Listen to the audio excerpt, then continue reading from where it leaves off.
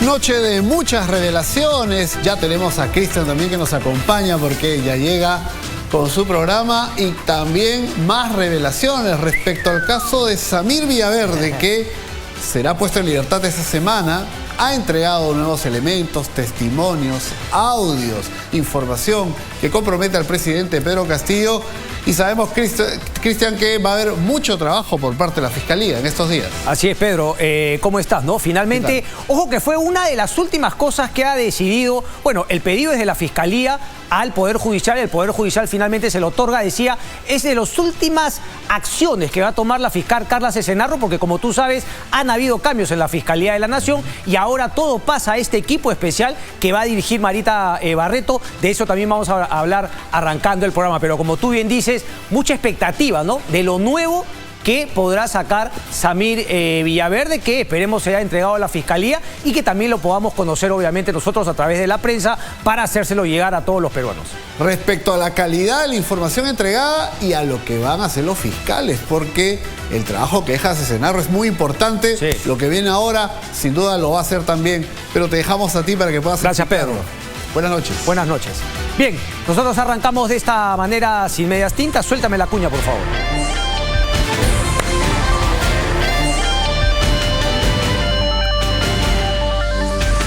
A ver, lo decíamos, ¿no?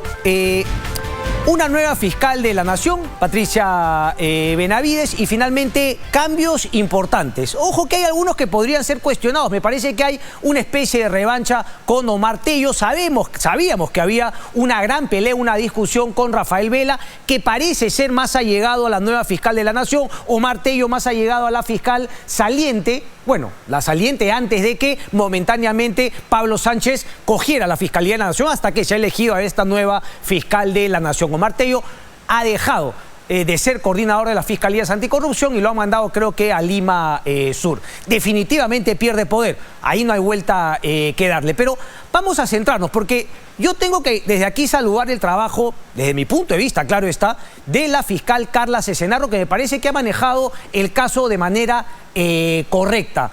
Se ha compartido lo que se tenía que compartir con la prensa, es decir, a través de una audiencia pública, digamos, la Fiscalía mostró todas las cartas y nos pudimos enterar más de toda la información que la fiscal Carla Cesenarro tiene. Por otro lado, se venía jugando también en pared en la Fiscalía de Lavado de Activos, Rafael Vela Barba, y la fiscal Luz Taquire. Justamente la nueva fiscal Patricia Benavides ha decidido armar este equipo para que ya no hayan estos jaloneos entre distintas fiscalías para casos importantes, porque hay que decirlo, muchas veces hay fiscales politizados que no quieren hacer su trabajo.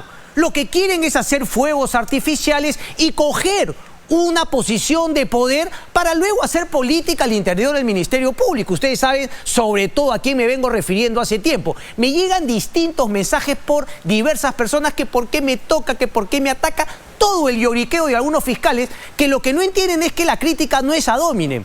No me interesa el nombre. Es más, me voy a evitar justamente comentarlo para que no entre en el lloriqueo. A lo que vamos es al trabajo de un fiscal y a la manera como trabajo. Por eso tengo que saludar que no se le puso al señor Rafael Vela, que dicho sea de paso, se había tratado de vender para este cargo, pero vamos piano a piano. Primero, lo que ha sido este equipo especial que ha nombrado la fiscal de la Nación para que vea el caso de Pedro Castillo. Todo pasa a este equipo de Marita Barreto. Muéstrame, por favor, mientras voy hablando, el cuadro en el cual están los nuevos componentes de este equipo que dirige Marita Barreto. ¿Lo tenemos?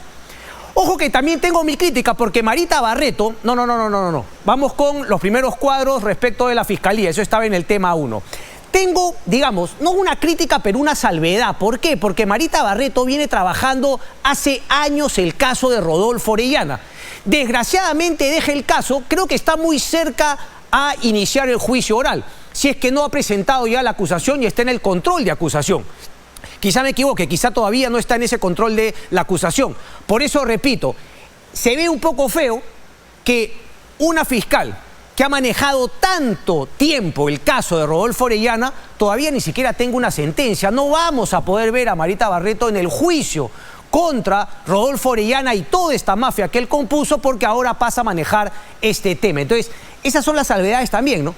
Algunas personas que, por ejemplo, el fiscal Almanza veía el caso de los Sánchez Paredes hace años y también se le ha movido a una fiscalía de Junín.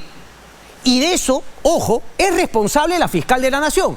Si esos casos no avanzan, si esos casos no llegan a buen puerto, también tendrá que asumir una responsabilidad la nueva fiscal de la Nación por haber hecho estos cambios. A priori parecen positivos, pero a lo que voy es que por manejar el tema de Pedro Castillo hoy, que es importante, que es trascendental, que es fundamental, no podemos dejar de ver y esperar que esos cambios no generen, no vayan en detrimento de la Fiscalía como un todo en los casos que tiene que lograr condena, como es el caso de los Sánchez Paredes, como es el caso de Rodolfo Orellana. El equipo especial contra la corrupción del poder. Marita Barreto va a ser la coordinadora, es decir, la jefa. Se le unen Raúl Martínez Guamán, Hans Aguirre Huatuco, Jorge García Juárez, James Sánchez Riategui y Tole Espinosa Vargas. Repito, Luz Taquire tendrá que pasarle toda la información, las declaraciones de Carilín López, su intención de ser colaborador eficaz. Carla Cesenarro también tendrá que pasarle toda la información, creo que hay un plazo de 48 horas. Esperemos que, a diferencia de estos jaloneos que se veían entre las fiscalías de lavado de activos, Fiscalía Anticorrupción, termine de hacer el buen trabajo que ha hecho Carla Cesenarro y le entregue toda la información. Ojo, que el caso que va a tomar Marita Barreto ya tiene a Samir Villaverde como colaborador eficaz y a Samir Villaverde en libertad, que como lo recoge una nota del diario Correo, va a poder justamente incluso recabar información que estando preso, según su abogado Julio Rodríguez, no podía acceder a ella. Es decir, le ha entregado ya más información a la Fiscalía, pero habría más información todavía que ahora Samir Villaverde va a poder acceder a ella y la va a poder entregar. Esperemos que también la comparta con la prensa. Y habla, ojo, de conversaciones directas, incluso audios, incluso videos, por ejemplo, con los sobrinos del prófugo Fray Vázquez, Gianmarco Castillo. Incluso también el tema de Jorge Salas Arenas, exalcalde de Huaraz, Vladimir Mesa Villarreal, perdón, el jurado, Jorge Salas Arenas, el presidente del Jurado Nacional de Elecciones. Recuerden esa frase de Samir Villaverde, que también tendría pruebas de algún tipo de manipulación o acercamiento entre la gente de Perú Libre y el Jurado Nacional de Elecciones. Toda esa información parece que podría salir, pero bueno, del dicho al hecho hay mucho trecho y vamos a ver finalmente cuáles son las pepas que tiene Samir Villaverde para sumar a la investigación contra la corrupción del poder. Tenemos más información también al respecto. Justamente lo que comentaba, el fiscal Marco Guamán fue el que entró a Palacio de Gobierno y encontró los $20.000 de Bruno Pacheco. Bueno, a Marco Guamán lo sacan de ahí. A ver, Franca Almanza Altamirano veía el caso Sánchez Paredes, ya no lo va a ver y lo han mandado a la Fiscalía Superior de Lavado de Activos de Junín. Marco Guamán, repito, el que encontró los $20.000. Recuerden que incluso hubo esta discusión, ¿no? El presidente Castillo dijo que Marco Guamán se había burlado, se había reído, etcétera, etcétera. Bueno, él antes está en la Fiscalía Anticorrupción y de alguna manera él sí lo ascienden. Va a la Fiscalía Suprema Adjunta en enriquecimiento ilícito. Repito, a priori uno no puede decir si es que son buenas o malas. Los resultados, el éxito anula la crítica. Por eso yo no dejo de criticar. Él cree que es un tema personal. Rafael Belavara, yo te voy a hablar directamente para que no esté lloriqueando a la gente, ¿no? A la cual después tiene acceso a mí. El día que tú hagas bien tu trabajo y dejes de actuar pegado a la defensa de Odebrecht, yo dejo de hablar de ti, viejo. No me interesa tú personalmente. Me interesa el trabajo de la Fiscalía. Y hace bien la fiscal de la Nación, Patricia Benavides, en no haberlo opuesto justamente en este cargo al cual aspiraba. ¿Y por qué digo que aspiraba? Muéstrame, por favor, el cuadro de lo que fue casi vendiéndose como pionono de vitrina en el diario La República. Muéstrame, por favor, la figura, José. ¿Lo tenemos? Estamos un poquito lentos hoy día. La nota de La República. Vamos. Vamos, muchachos. ¿Qué es lo que está pasando este domingo? Ahí está ese nuevo estudio. Vela podría integrar nuevo equipo especial de fiscalía. Sostiene que aún no ha sido informado a detalle sobre el grupo anunciado por la nueva fiscal de la verdad, vendiéndose como pionono de vitrina. Hace bien. ¿Y por qué digo que hace bien? Porque, maestro, tienes que sacar adelante el caso Lavajato. Esa finalmente es la tarea que se te ha dado y solamente por eso se te juzga. No es nada personal.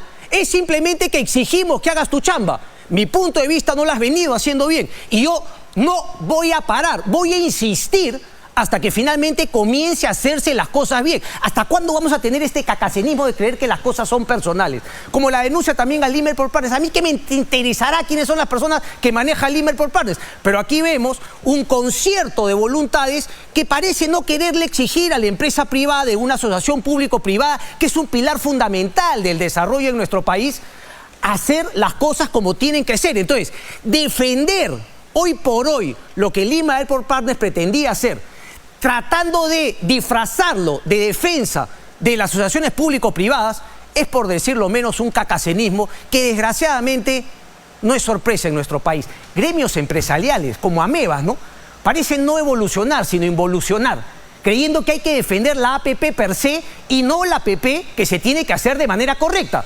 cumpliendo con lo que se compromete con el Estado peruano. Y no con esta macana de que el Estado es un desastre. Sí, es un desastre. Y por eso el privado tiene que sacar beneficio de las APP y no cumplir finalmente.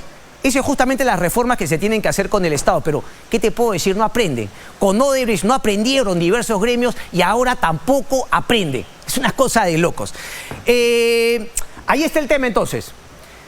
Fiscalía de la Nación, cambios importantes, resultados. El éxito anula la crítica y hasta ahora éxitos no vemos ninguno. Pasamos al segundo punto entonces, el Premier y las Fuerzas Armadas. Ahora sí puedes soltar las imágenes, maestro, ahora sí con confianza. ¿Por qué? Porque lo de Aníbal Torres, hay una columna espectacular de César Campos hoy en el diario Expreso, que dice, y no te has ido, como la canción, estás que te vas, que te vas, que te vas, y no te has ido. Y la verdad, Aníbal Torres ya debería haberse ido hace rato. Se habla mucho de que saldría en el próximo gabinete, pero lo que llama la atención es, por ejemplo, ver a una presidenta del Congreso que dice que el señor Aníbal Torres tiene que renunciar cuando quien tendría que tomar la batuta y ya dejarse de tanta mediocridad es el propio Congreso de la República. Lo dice la nota de César Campos. ¿Tienen miedo de gastar esa bala de plata? ¿Tienen miedo finalmente de hacer su chamba? ¿Qué es esta cantaleta de pedir renuncias cuando quien tiene capacidad de sacar a una persona es el propio Congreso de la República? Claro, luego viene la propia presidenta del Congreso con una declaración que la verdad es penosa, por decir lo menos, ¿no? Remontándonos al siglo pasado, blancos e indios, una locura. Nadie te ha sacado de contexto, Mari Carmen Alba, nadie te ha sacado de contexto, sino que la verdad no das la talla para el cargo, no das la talla. Así que mejor no hablar, porque tenemos a Aníbal Torres en el gabinete y tenemos a Mari Carmen Alba en la presidencia del Congreso. ¿Qué dijo el señor Aníbal Torres? Vamos a escuchar lo que dijo Aníbal Torres. Claro, nadie se puede sorprender ni a Aníbal Torres, ¿no? Ya uno no sabe si llorar o reír. Aníbal Torres, a ver. Con las rondas campesinas que surgieron en Chota y combatieron el delito real y efectivamente. Desapareció el abigeato, el robo, los delitos contra el patrimonio en general, la violencia contra la mujer. Ya quisiéramos que nuestras fuerzas policiales y nuestras fuerzas armadas brindaran la misma seguridad a todo el país. Ojo que esto hay que decirlo también, fue en el contexto del secuestro, no hay otra palabra, ahora la vamos a explicar también, a periodistas del programa Cuarto Poder en Cajamarca por una ronda campesina, que hay que decirlo, ¿no? Me parece que ni siquiera actuaron en virtud de ser una ronda campesina. Esto era claramente una milicia política al servicio del presidente Castillo y lo prueba la exigencia a través de la extorsión y el secuestro que finalmente lograron que un periodista se retracte de una nota que se había publicado la semana pasada. Ahorita llegamos a eso, pero ¿qué respondió el Comando Conjunto de las Fuerzas Armadas? Dijo, con respecto a las expresiones vertidas hoy por el señor primer ministro, dice... la finalidad primordial de las Fuerzas Armadas es garantizar la independencia. Punto 2, las Fuerzas Armadas son instituciones tutelares del Estado constituidas por hombres y mujeres. O sea, están molestísimas con el primer Aníbal Torres y finalmente sacan cara por ellas. Por lo expresado, lamentamos profundamente estas declaraciones que desvirtúan la abnegada labor que desempeñan nuestros integrantes. Me parece que hace bien las Fuerzas Armadas en sacar al fresco al señor Aníbal Torres porque no es la primera vez, ya son varias veces las que viene haciendo este tema. Y sobre todo, en un gobierno, digamos, de autoridades tan sobonas, ¿no? Tan entregadas, tan acríticas de lo que es justamente el gobierno. Por ejemplo, hay que saludar dentro de la medida en que finalmente lo pudo hacer, al ministro del Interior, Mariano González, quien finalmente llamó las cosas por su nombre y dijo que era un secuestro. Pero hay más, porque a Aníbal Torres no le gustó el comunicado de las Fuerzas Armadas. Entonces sacó este comunicado, dice: ayer en Cajamarca dije... Y finalmente repitió lo que todos hemos escuchado, porque como ustedes verán, el señor Aníbal Torres está en la misma línea de querer confundir de Mari Carmen Galvez, es decir, me descontextualizaron. Por eso voy a poner todo lo que dije ayer para que vean que ustedes se equivocan. ¿Cuál es la conclusión? Que dijo exactamente lo mismo. ¿Perdón, José? Un sabanón entregó. Dijo exactamente lo mismo. Dice, la seguridad ciudadana no solamente la comparte... Le compete, perdón, a la policía, sino a las Fuerzas Armadas, y dice: si vemos que donde existen las rondas campesinas del campo hay seguridad ciudadana, se ha combatido eficazmente el delito. No sucede lo mismo con nuestra policía, que realiza una labor muy importante y efectiva con unos resultados con mucha capacidad, pero que en cuanto a número está supremada ampliamente por la delincuencia. No es la primera vez. Entonces, simplemente lo confirma. Mayor malestar en las Fuerzas Armadas, críticas de diversos personajes políticos, y después la típica, ¿no? Con el rabo entre las piernas. Dice: si con esto he ofendido a las Fuerzas Armadas. Claro que los han ofendido. No tienes ni que preguntarlo, las ha ofendido. Por eso han sacado ese comunicado. Si he ofendido a las Fuerzas Armadas, pido disculpas y ratifico mi compromiso de sumar esfuerzos. Pero yo quiero llegar al tema, digamos, al tema central, que es por qué se sostiene Aníbal Torres en el Premierato y por qué el Congreso de la República no hace nada. ¿Se han dado cuenta que hasta ahora el Congreso solamente se dedica a decir: creo que debe renunciar, creo que el presidente debería irse? Y no hacen absolutamente nada más. Hay que saludar, dicho sea de paso, la reforma constitucional que ha plantado la congresista Adriana Tudela. Y tengo que insistir yo con el contrabando que quieren hacer del Jurado Nacional de Elecciones. Todo lo demás es puro bururú. Y ese tema de que cuando lo propone alguien me gusta y si lo propone mi rival político ya no me gusta, es pues la deshonestidad intelectual absoluta que prima en la política en nuestro país. Tenemos declaraciones de Gavidia. Sí, del día de hoy. Es que también lo de Gavidia, no dije hace un ratito que hay, la verdad, una sobonería absoluta en los funcionarios cercanos a Pedro Castillo. Díganme si no, por favor. El ministro de Defensa, César Gavidia, que dicho sea de paso, le encanta viajar con la familia, ¿no? Según nota de Punto Final, utilizando recursos del Estado. A ver qué dijo. El Premier ha presentado sus disculpas, ha manifestado su reconocimiento a las Fuerzas Armadas. Eso engrandece y dice mucho de la decencia, porque las personas nos equivocamos y lo importante es que corrijamos y enmendemos el error. Dije César Gaviria, ¿no? Porque claro, me confundí con el presidente colombiano, es de José Gaviria. Me fui hasta Colombia, Dios mío, César Gaviria. Había también, claro, eso es lo que quiero comentar, porque esto viene pegado al tema del secuestro que ahora vamos a tocar. Todo esto empezó justamente con una nota el domingo pasado, también de un dominical, en el cual saca a la sobrina hija del presidente Castillo, justamente ofreciendo obras, y ahora se ha sabido, durante toda esta semana, que el vínculo con los alcaldes, con rondas campesinas de la familia de Pedro Castillo, pues es justamente ligada, pegada, por dinero, por platita. Y ojo que aquí quiero separar a todo el resto de rondas campesinas respecto de estas en particular que han cometido el secuestro y de estas en Cajamarca que se han convertido, digamos, en ¿no? una milicia de choque del presidente Pedro Castillo, y eso ha quedado demostrado en sendos comunicados. El comunicado de la Central Única Nacional de Rondas Campesinas, primero el punto 1 y 2, habla obviamente de el derecho consuetudinario. No es cierto, ojo, porque yo sí me he leído, ¿no? Yo me he leído el acuerdo plenario del Poder Judicial, conozco al el expresidente del Poder Judicial, Duberlí Rodríguez, que ha sido un gran defensor del tema de las rondas campesinas, justamente de este tipo de justicia.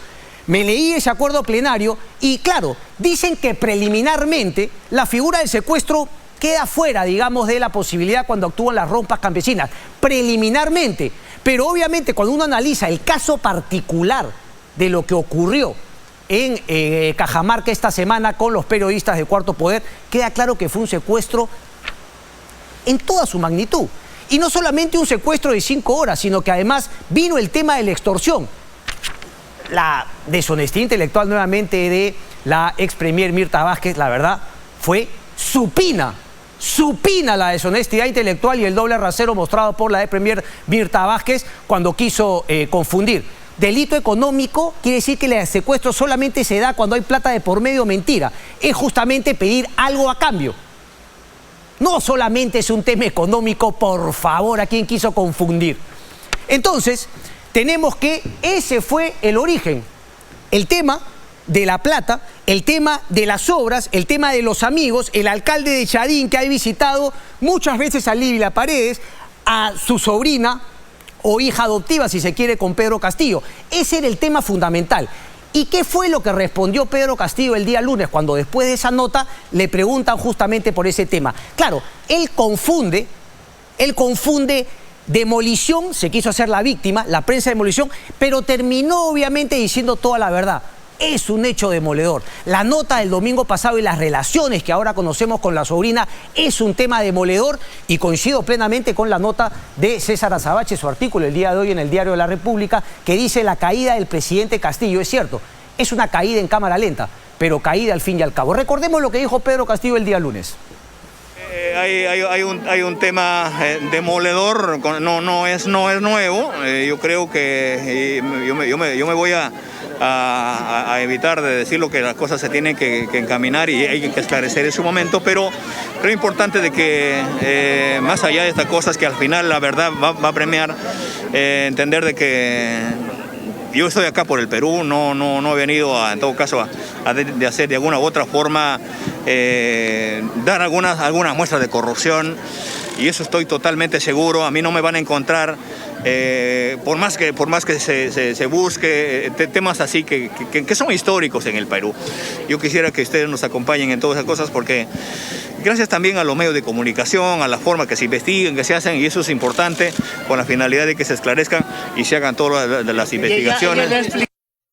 Un nerviosismo absoluto, ¿no? Obviamente por su incapacidad, ¿no?, de expresarse correctamente, de hilar ideas, por su falta de preparación para el cargo, por su ignorancia supina también. Repito, yo lo he dicho en varias veces, no tiene nada de prejuicioso, de insulto, decirle al presidente de la República que es un ignorante porque así lo ha querido hacer y porque todavía no se da cuenta que tendría que aplicarse muchísimo para poder gobernar. Y no lo quiere hacer una y otra vez, y sigue obviamente preocupado, concentrado en manejar la, según palabras de la Fiscalía, supuesta organización criminal enquistada en Palacio de Gobierno con el señor Pedro Castillo a la cabeza. ¿Fue o no secuestro? La pregunta es directa. ¿Fue o no secuestro lo que ocurrió en Cajamarca? Te puede gustar o no el periodista que viene de aquí. La verdad, los comentarios en las redes sociales son para llorar. El doble rasero, la deshonestidad intelectual, ya imagino algo así. O, por ejemplo, cuando se dio el caso del secuestro del periodista Gustavo Borrell, algunos dirán, no, pero es completamente distinto, la ronda campesina, el derecho consuetudinario. Mentira, mentira y mentira. Porque uno, lo dice el acuerdo plenario, tendría que haber establecido en algún tipo de normas al interior de la ronda campesina que efectivamente que periodistas vayan, ¿no?, y le hagan preguntas, está considerado un delito en esa zona. ¿Estaba escrito o no estaba escrito? ¿Hay algún antecedente de una ronda campesina que eso haya ocurrido? Nada que ver. Se violó un derecho fundamental que no puede violar, si no se le puede poner a la ronda campesina y al derecho consuetudinario por el derecho fundamental de las personas. Secuestro al fin y al cabo. Pero bueno, ¿qué importa lo que yo diga, lo que yo piense? Vamos a las personas que conocen finalmente el derecho. César Azabache, en su columna de hoy en el diario La República, dice: pero desde esta semana lo hace en otro contexto, ojo, hay que decirlo, invito a la gente a leerlo, porque habla obviamente de la caída del presidente Castillo, pero le da especial énfasis a lo ocurrido esta semana en Cajamarca. Ponme, por favor, solamente voy a leer un tuit rapidito, ¿no? Esto es el julio 7, pero la columna es del día de hoy. A estas alturas, quienes perpetraron el secuestro de anoche, esto fue el día jueves, deberían haber sido detenidos. La revisión de sus propios teléfonos deberían poner en evidencia si se comunicaron con alguien fuera de la zona que pueda haber instigado u ordenado el crimen. ¿Y esto se desprende de qué? Leo mejor a César Azabache el día de hoy. No tengo yo que dar mi opinión entonces. Dice: he leído comentarios que pretenden describir el evento como un incidente vinculado a la jurisdicción de las rondas. Pero los periodistas no fueron intervenidos por ingresar a la zona sin autorización, ni fueron castigados por alguna infracción a las reglas comunales. No. fueron forzados a grabar una disculpa pública dirigida a la señora Paredes, a quien la Fiscalía investiga para establecer si ha traficado con sus influencias. Forzar a los autores de un reportaje periodístico a retractarse no parece un asunto propio de las rondas. Añado, no tiene nada que ver con las rondas, no tiene nada que ver con el derecho consuetudinario. Tiene más bien todo que ver con un uso político, ¿no? Con un tema vinculado también a intereses de ese alcalde Chadín, de empresas, de la sobrina del presidente Castillo y obviamente a la manipulación que se hace seguramente de algunos ronderos de buena fe, son respetadas en su zona, pero esto es una manipulación de esa ronda campesina para proteger y defender la corrupción enquistada en el gobierno de Pedro Castillo a través de la extorsión y el secuestro a estos reporteros. Te puede gustar, te puede no gustar, le puedes creer, le puedes no creer, fue a picar, no fue a picar, eso no importa. Al final el delito se dio. Termino, cierro paréntesis, retomo a César Azabache. Dice, forzar a los autores de un reportaje periodístico a retractarse no parece un asunto propio de las rondas, menos si se produce delante de un alcalde. Por eso la importancia. ¿Tienes la foto de Castillo? ¿El alcalde de Chadín? Pónmelo por favor a unas notas de apoyo mientras sigo leyendo a César Azabache. Dice, una autoridad estatal que no puede reclamar para sí mismo ninguna inmunidad cultural y que además parece estar relacionado al esquema de posibles influencias que está siendo investigado. Abro paréntesis nuevamente. ¿Por qué? Porque el acuerdo plenario efectivamente habla que en algunos casos, no cuando se haya violado un derecho fundamental, pero en algunos casos en los cuales las rondas campesinas hayan excedido y obviamente se haya tratado de personas que no reconocen la autoridad de esa ronda campesina. Pero claro, bajo esta premisa ahora no de los doble raseros, los deshonestos intelectuales, cualquier persona que llega a una zona de la ronda campesina tiene que preguntar a ver si estará incumpliendo alguna norma, como finalmente preguntar algunas cosas a la ciudadanía. Y dice entonces, la presencia del alcalde y el sentido... porque claro, le entrega un atenuante el acuerdo plenario. ¿Recuerda cuál es el atenuante? Que finalmente esas personas en las rondas campesinas, actúen sin saber que efectivamente lo que se está haciendo es una violación al derecho fundamental. Queda claro que el alcalde no es una persona que solamente se nutre del derecho consuetudinario. Conoce muy bien las reglas, conoce las reglas electorales, tanto así que también conoce los negocios, ¿no? Y finalmente venir a Lima para reunirse con las autoridades. Eso sí, las obras por las cuales el señor alcalde reclamaba, etcétera, etcétera, no se ha cerrado ninguna. No se ha cumplido ninguna. Están sin agua, están sin desagüe y los niños de esa zona están sin colegio. Y claro, la gente se molesta con un periodista, pero no se molesta con las autoridades y con las empresas vinculadas a la familia del presidente Castillo, que no ha terminado la obra. Termino acá. La presencia del alcalde y el sentido de la intervención, una nueva interferencia, justifican establecer si el secuestro fue o no consultado con alguien en Palacio. Eso me parece fundamental, porque el comunicado de las rondas campesinas justamente muestra eso, que actúan políticamente, protegiendo, defendiendo y atacando a los oponentes y no a los oponentes, a los reporteros que investigan posibles delitos de las personas vinculadas al presidente. El punto 4, el punto 5, el punto 6 dice, exhortamos a los operadores de justicia y los medios de comunicación a actuar de forma imparcial. O sea que porque a ellos les parece imparcial, tienen derecho a secuestrarte y a obligarte a que finalmente rectifiques. Vemos con preocupación que la prensa se ha convertido en vocero de los grupos de poder económico y político. Juegan su partido en contra de los intereses de la patria. Los intereses de Pedro Castillo será. Y de la cosa chotana. En fin. El otro punto que nos gana el tiempo. Lima Airport Partners. A ver, aquí tenía información importante porque me llegó una nota del diario La República del año 2007. Dicho sea de paso, ¿qué te dijo José, la gente de Lima Airport Partners? No quiso venir. ¿Por qué no querían venir, José? No les gustó cómo se abordó la situación en el programa. ¿Nos pueden mandar una nota, por favor, para que nos digan cómo les gustaría que se aborde el tema? ¿Cuál fue la palabra que utilizaron? Mortificarse, ¿no? Bueno, así estamos en este país, ¿no? Mortificado. En vez de venir a aclarar y dejar de estarme mandando mensajitos por acá, y eso sí, pagando publicidad, creyendo que porque pagan publicidad, este programita, ¿no? Este periodista junior va a dejar de hablar de ellos. Ese tipo de cosas es la que la verdad... Por eso digo, pues, que hay gremios, empresas que no aprenden. Y después lloriquean cuando gana Pedro Castillo. ¿Por qué? No entienden, no saben. Y sin embargo, gana Pedro Castillo y todas estas empresas siguen operando finalmente. Decía que en el año 2007 una nota de Mirko Lauer en La República generó la indignación, la ira santa de Lima Airport Partners.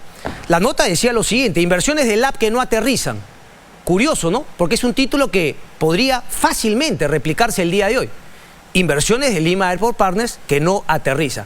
El mismo modus operandi. Una carta aclaratoria, no sé si fue notarial o no, como la que nos mandaron acá, y obviamente luego la aclaración de La República, al mismo estilo que acá lo hicimos. Es decir, babas en los comentarios y en la presión que querían ejercer. Hay otra frase, por ejemplo, que dice: asombra la osadía de los funcionarios del Estado y del AP, se pregunta, de firmar semejante despropósito. Sobre esto voy a regresar, porque voy a tener que regresar a los años 2004, gobierno de Toledo, cuando le dieron una serie de cambios al contrato. Luego esta carta es del año 2007, otro tipo de adendas, pero en lo que nos vamos a centrar en las próximas semanas es justamente en la ampliación de los 10 años y en la adenda 7. ¿Quién le dio la adenda 7? ¿Quién le dio la ampliación de los 10 años? El gobierno de PPK, el mismo gobierno que estaba justamente con Alejandro Toledo, ahí cuando se empezaron a hacer las primeras adendas al contrato de concesión del Aeropuerto Internacional Jorge Chávez. Y claro, llama la atención que algunas reconocidas lobistas no quieran salir a defender lo indefendible. A mí cuando me mandan ese tipo de mensajes, lo primero que yo hago, ajá, vamos por el camino correcto, sí señor, cómo no. ¿Qué es lo que ha pasado? Que AETAI, el grupo de empresas privadas que obviamente hoy día están en una discusión con Lima Airport Partners por el aeropuerto, presentaron, digamos, un pedido al Ministerio de Transportes y Comunicaciones, primero a la DGPPT, que es el área de concesiones, para que el acta de acuerdos que se firmó el 27 de abril, cuando se supone que en ese acta de acuerdos se iba, pero como viento en popa. Lima Airport Partners creía que ya ha habido alzado vuelo y que finalmente le iban a aceptar el cambio respecto de no uno, sino 2 terminales. Ahora han dicho que van a ir con el 1, pero en verdad no tenemos ninguna seguridad de ello. ¿Por qué? Porque hay un acta de acuerdos firmada. Acta de acuerdos que debería ser declarada nula, según AETAI, por las distintas razones. Dice: debe ser declarada nula el acta porque otorga facultades al AP que el contrato de concesión no le da. Por ejemplo, el diseño y operación de un aeropuerto con una o más terminales. Modifica artículos y obligaciones del contrato de concesión. Por ejemplo, se modifica el artículo 17 referido a la solución de controversias al establecer ir por un perito en vez de iniciar un trato directo en caso de controversias. B, se agrega una nueva fecha para la entrega del plan maestro al 31 de diciembre del 23 y no se respeta la fecha establecida en el contrato de 3 años posteriores a la entrega de la mejora obligatoria, enero 2025 más 3 años. Y finalmente, se trasladó el riesgo de la demanda, que ya no es asumida por LAP al pretender realizar una construcción modular que crezca según la demanda. Llamó la atención porque Hildebrand en sus 13 continuó con este tema. Interesante la nota de Hildebrand en sus 13, entrevistan al árbitro Andrés García Belaúnde, etcétera, pero en una de las respuestas de Lima Airport Partners que consigna la nota, habla de que esto sería, digamos, una campaña de LATAM porque está queriendo justamente eliminar la posibilidad de que entren competidores más pequeños. Ahí también hay una pepita para la TAP. Claro, a mí me gustaría que Lima Airport Partners nos responda este tipo de comentarios, pero les mortifica el estilo. Enhorabuena. Termino con esto. LAP mañana, según AETAI, podría volver a insistir con su propuesta dual y entregar un terminal de menor capacidad a la comprometida, ya que el acta se mantiene vigente. Por tanto, quedan vigentes sus disposiciones. Por eso es que se insiste que se deje sin efecto. ¿A quién le corresponde, termino con esto, José, a quién le corresponde declarar nula el acta? La persona que primero pudo haber hecho esto fue la DGPPT. La DGPPT es una lágrima. La DGPPT, no sé si tienes el cuadro solamente para terminar rapidito. La DGPPT, desde que Lima Airport Partners empezó con su intención de cambiar este único terminal por 2, ha tenido a 4 personas. A diferencia de la DGAC, ojo, la Dirección General de Aeronáutica Civil, que fue la que le dijo no a Lima Airport Partners, ha tenido una sola persona en los últimos 1 o 2 años, creo que más. En cambio, ¿qué pasó con DGPPT? Y ojo, que le quisieron cortar la cabeza al jefe de la DGAC. ¿Qué pasó en la DGPPT, la de concesiones? Que parece, la verdad, entregado a Lima Airport Partners. Eso tengo que decirlo. Cuando uno escucha incluso audios, ve que hay una abogada que parece una funcionaria de la empresa y no una funcionaria del MTC, que lo que tiene que sacar es cara por el Estado peruano. Nadie dice que el Estado peruano abuse. El Estado peruano no puede abusar porque mayormente es incapaz en la manera como negocia con los privados. Solamente que haga lo mínimo. lo mínimo indispensable. Bueno, en septiembre 2021, el año pasado, Emerson Castro. Noviembre 2021, Bartolomé Cueva. Bartolomé Cueva se supone que iba a firmar el acta de acuerdos, no lo firmó Héctor Piscoya, que estuvo unos pocos meses y desapareció. Ahora está Javier Hervías. Pero con esto termino, porque ya que la DGPPT no puede declarar nula el acta, ahora sube a una segunda instancia. ¿Quién es esa segunda y última instancia administrativa? El viceministro de Transportes, el señor Luis Rivera. ¿Ok? Vamos a hablar también más del señor Luis Rivera, porque parece que viene toda una cofradía, ¿no? Que antes estuvo en Corpac y ahora ha llegado y está manejando los hilos del Ministerio de Transportes y Comunicaciones. ¿Qué pasó? Rápido, por favor. El CEO de Lima Airport Partners, en su cuenta privada, seguramente en LinkedIn, donde se ocupa con las personas, escribió una carta seguramente por la preocupación que le ha generado, ¿no? Digamos, las notas que sacamos acá, la nota que sacó Hildebrand en sus 13, habla de los estándares éticos. Enhorabuena, finalmente, ¿no? El hombre se defiende, lo ideal hubiese sido que lo haga acá en el programa. Pero bueno, están mortificados. Pero lo curioso es que mucha gente le respondió en la cuenta. Y miren quién le respondió. Ponme, por favor, a pantalla gigante. ¿Lo tenemos? Vamos, poco a poco. Ahí está. Dice, Juan José, no cabe duda de tu gran profesionalismo y liderazgo frente al gran equipo de LAC. Unidos haremos del Perú un país más grande que sus problemas. Sigamos adelante. ¿Quién es? El licenciado Luis César Rivera Pérez, el viceministro de Transportes y Comunicaciones. Es más, el que tiene que el día de mañana, o a más tardar el día martes, terminar, ¿no? Finalmente, decidir si es que anula o no el acta de acuerdo, si es que le da ese poder a Lima Airport Partners o si es que finalmente le dice esta acta de acuerdos queda nula, hagamos otra finalmente recogiendo el compromiso de ustedes. Era un único terminal, pero obviamente no se puede firmar esa acta, no puede mantenerse vigente. Entonces, la persona encargada termina siendo juez y parte, es decir, ¿no? Saluda al CEO y la verdad no sabemos si es que va a decidir o no. Pero hay más sobre el licenciado Luis Rivera. ¿Por qué? Porque tenemos fuentes que nos han comentado y además, bueno, mejor no digo nada porque en todo caso si es que dudan, pueden venir acá también. Y si siguen dudando, pueden mandar su carta notarial. Y si siguen dudando, también pueden ir a juicio. Ahí tendremos que sacar las pruebas. A mí me encanta esperar siempre, ¿no? Esperar la prueba para sacarla al final. Cuando se empoderan, ¿no? Cuando se empoderan finalmente y quieren meter miedo. Estoy hablando obviamente del viceministro de Transportes y Comunicaciones. Dice, han habido reuniones virtuales, presenciales entre directivos del LAP y altos funcionarios del MTC. No tendría nada de malo. Claro, lo que tiene de malo es que esas reuniones han sido para coordinar y acordar previamente la respuesta que el MTC emitiría en relación a la última propuesta del LAP. Incluso cosas como, oye, ¿qué tal si le mandamos el informe a Lima Airport Partners antes de publicarlo? A ver si es que ellos quieren añadir algo. ¿Se acuerdan un poco ese tema de Telefónica?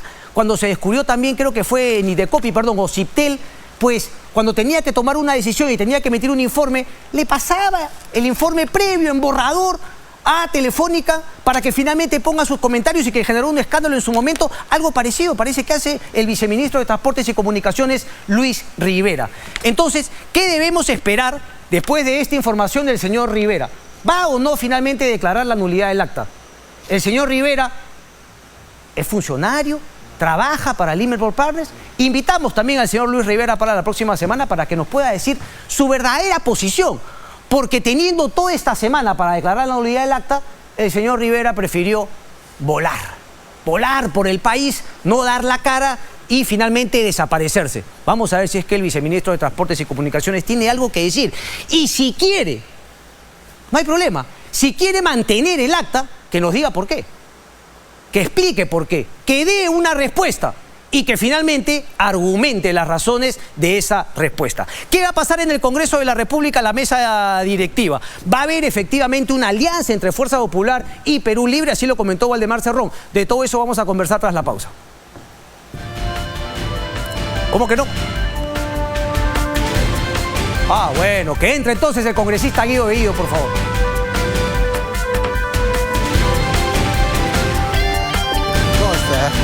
¿Qué tal, Cristian? Retira las hojitas. Con todo el aparato. Bien, congresista Guido Bellido, gracias por estar acá esta noche. Muchas gracias. Un gran saludo a todos nuestros hermanos que están pendientes de tu programa, siempre con las informaciones. Gracias, congresista. A ver, lo primero, ¿no? Pon por favor las declaraciones de Valdemar Cerrón esta semana respecto de lo que podría ser la próxima mesa directiva en el Congreso. Les digo una cosa, ¿quién es la mayoría en el Congreso ahora? El fujimorismo, ¿sí o no?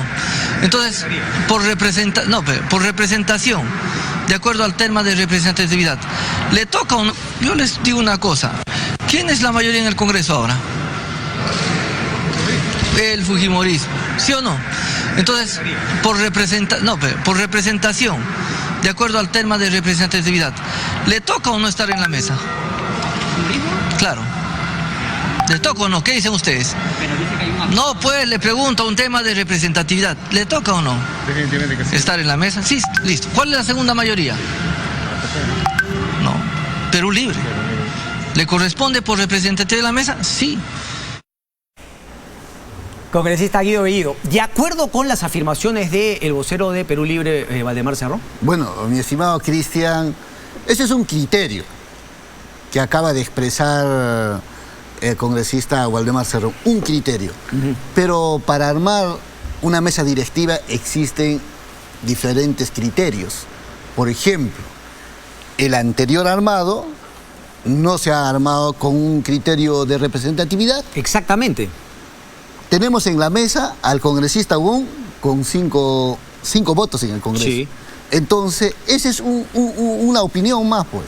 No hay que tener mayor preponderancia, porque lo que va a marcar son los interlocutores, cómo van conversando y cómo van centrando y bajo qué criterio.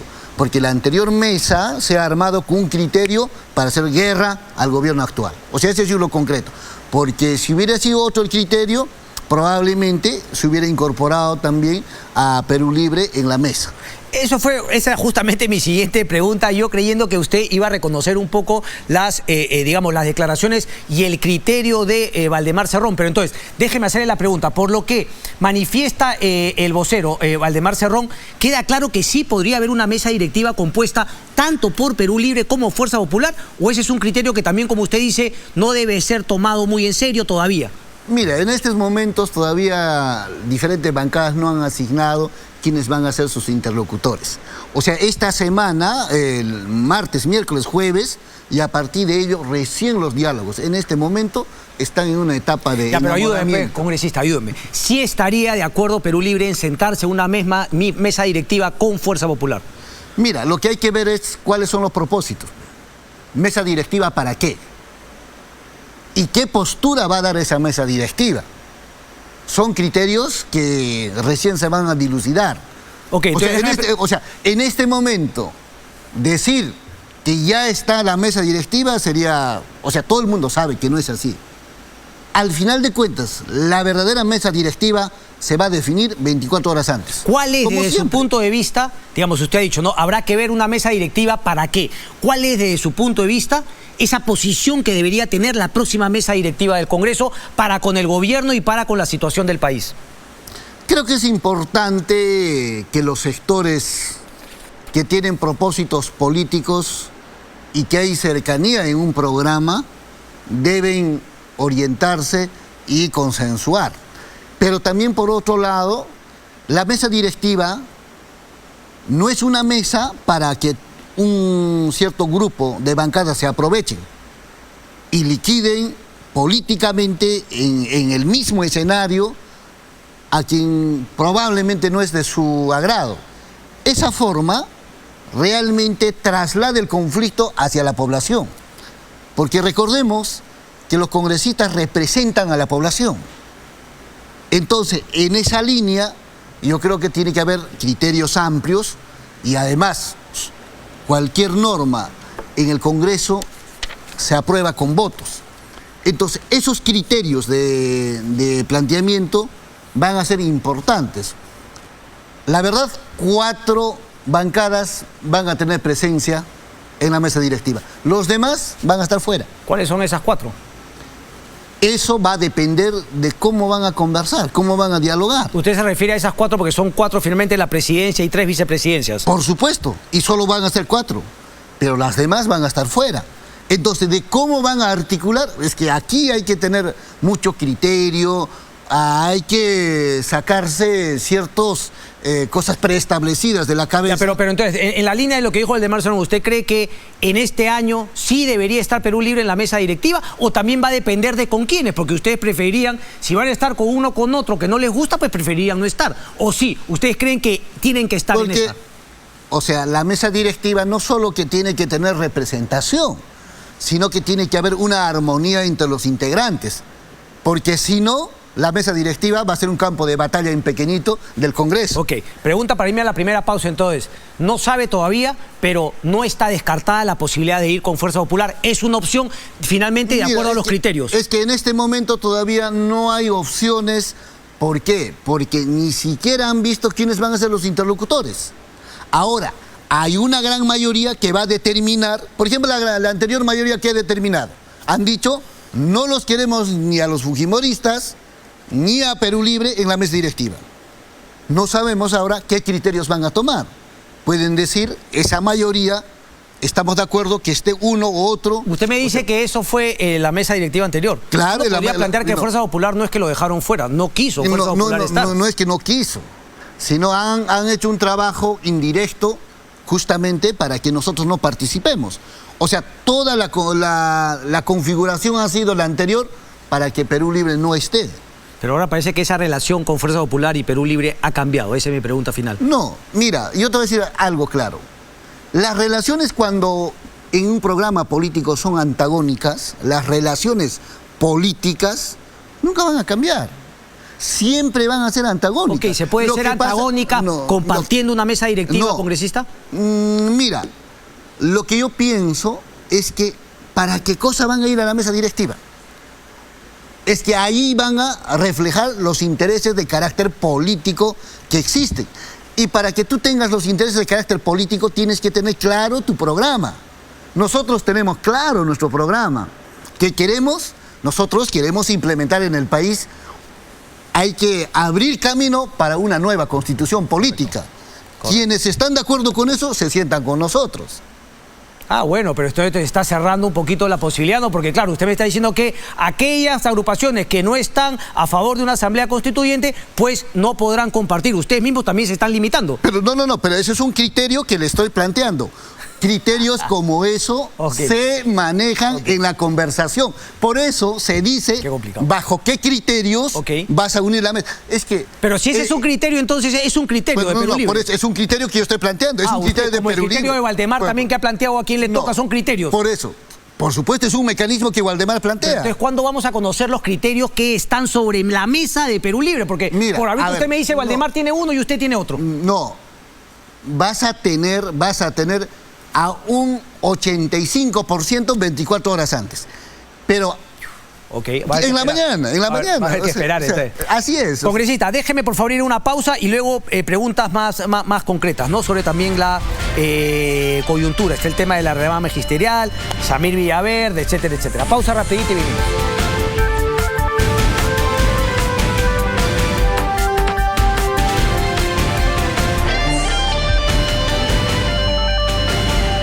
Bien, seguimos conversando con el congresista Guido Bellido. Congresista, a ver, para terminar con el tema de la mesa directiva, usted me hablaba de los criterios y finalmente para qué se quiere llegar a la mesa directiva. Déjeme un poquito plantearle la situación del presidente Pedro Castillo. Ustedes siempre han hablado de golpismo, los que querían plantear la vacancia, pero ¿ha cambiado un poco la perspectiva de Perú Libre, de ustedes, respecto del presidente Castillo, con la información que ahora sale de Samir Villaverde? Parece que va a salir más, la sobrina... ¿no? El tema Juan Silva, ¿cómo analiza eso Perú Libre? Es decir, ¿cómo desmarcarse de esos señalamientos contundentes, con indicios, en algunos casos ya pruebas, respecto del presidente y su entorno? Mira, Cristian, con claridad, hay dos cosas que hay que separar. Uno es el propósito de quienes han perdido en el proceso electoral y desde el primer día, o incluso desde la segunda vuelta, han venido golpeando. Ese es un tema que hay que separar. Otro es el tema que ya está en el Ministerio Público, está en la Comisión de Fiscalización del Congreso de la República, hechos presumiblemente que estén vinculados a temas de corrupción. Estas dos cosas, si es que esto de querer vacar al presidente por haber perdido el proceso electoral y decir que ha habido corrupción, desconocer el proceso electoral, no hubieran generado eso. Y si hubiera basado solamente ya en el momento que existen elementos vinculados a temas de corrupción... ¿Existen elementos vinculados a temas de corrupción o no? Por eso. Hoy por hoy. O sea, hay dos. Hay elementos que en este momento está en investigación en el Ministerio Público y en la Comisión de Fiscalización. Lo que quiero decirte es, estos dos, lo que pasa es que el interés político va a usar y viene usando, o sea, y por el camino en frío ya no quieren vacar al presidente. Ahora, para vacar al presidente es el móvil de la corrupción. O sea, ese es el camino que les llevaría directo a la vacancia y evidentemente en estos temas están participando diferentes sectores. Presidente, congresista, presidente del Congreso se viene.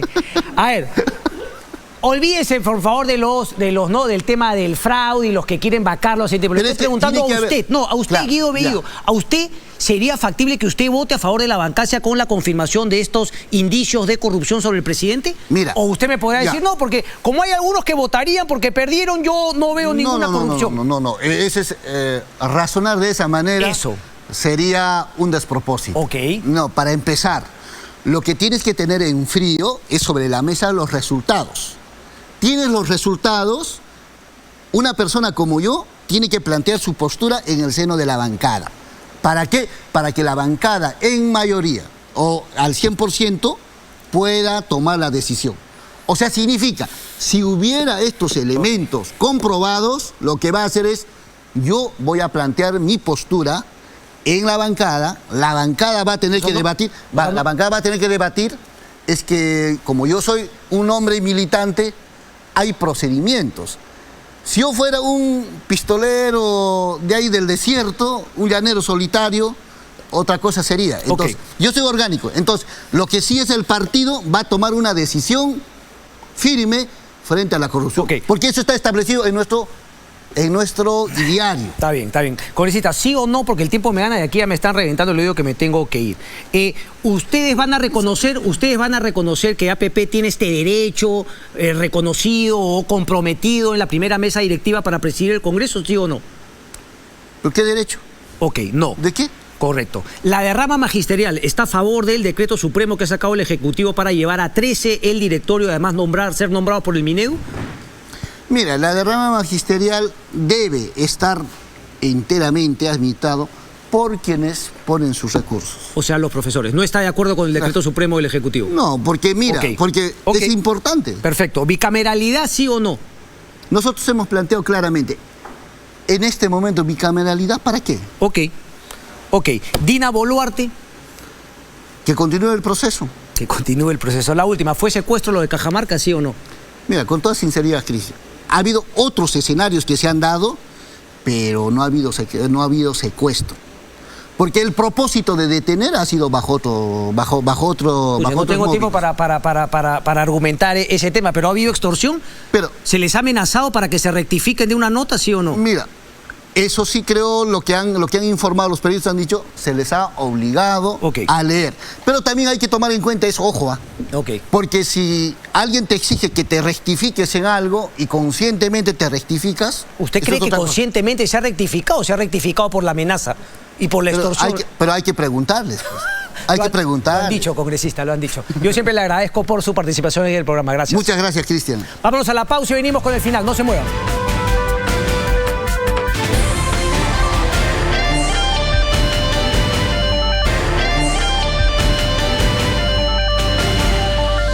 Bien, nos vamos. Nos vemos el próximo domingo. Se queda con Latina Deportes. Chau, chau.